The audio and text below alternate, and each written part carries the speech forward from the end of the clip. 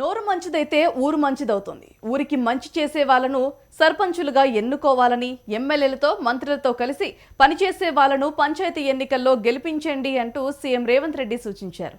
ముఖ్యమంత్రి రేవంత్ రెడ్డి నర్సంపేటలో శుక్రవారం పర్యటించారు. ఈ సందర్భంగా సీఎం రేవంత్ రెడ్డి 531 కోట్ల రూపాయలతో చేపట్టనున్న అభివృద్ధి పనులకు శంకుస్థాపనలు చేశారు. అనంతరం నిర్వహించిన ప్రజాపాలన విజయోత్సవాల బహిరంగ సభలో సీఎం ప్రసంగించారు.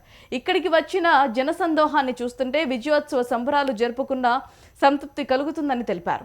మీరంతా అండగా నిలబడండి, ఢిల్లీని ఢీకొడతా, రావాల్సిన నిధులు సాధిస్తా అని అన్నారు. అంటే ఈయన బండకేసి కొట్టాలని గెలిపించుడే కాదు, 25,000 మెజారిటీ ఇచ్చి బండకేసి కొట్టి బొంద పెట్టారు జూబ్లీ హిల్స్ లా. మరి రెఫరెండం అన్నాడు సిగ్గు లేకుంటే ఒక నెలనని ఇంట్లో వండుకోవాలి కదా.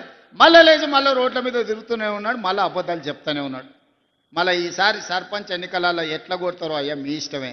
మా అక్కలు సలాకి కాల్చి వాత పెడతారో లేకపోతే మా పిల్లలు కోదండం వేసి కొడతారో నాకు తెలియదు, కానీ వాళ్ళని సలాకి కాల్చి వాత పెట్టుర్రి. 2023 అసెంబ్లీలో అధికారం పోయింది, 2024 పార్లమెంటులో గుండుసున్న వచ్చింది. తర్వాత ఎమ్మెల్సీ ఎన్నికల్లో అభ్యర్థులు దిక్కులేరు. మన రెఫరెండం అంటే బండకేసి కొట్టిరు. 4 సార్లు ప్రజలు వంగబెట్టి ఈపు మీద గుద్ది చెప్తే కూడా బుద్ధి రాలేదు.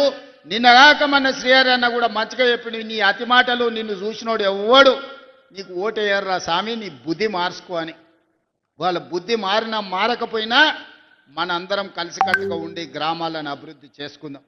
గ్రామాలలో రాజకీయ కక్షలకు తావి ఇవ్వకండి.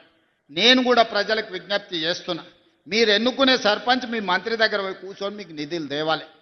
మీ ఎన్నుకున్న సర్పంచ్ ఈ ప్రభుత్వంతో మంచిగా వ్యవహారం చేసుకొని పనులు సాధించుకోవాలి. రోజు పంచాయతీ పెట్టుకొని వచ్చేటోడు వస్తే ఊరికి నష్టం జరుగుతుంది, వానికి ఏం పోదు.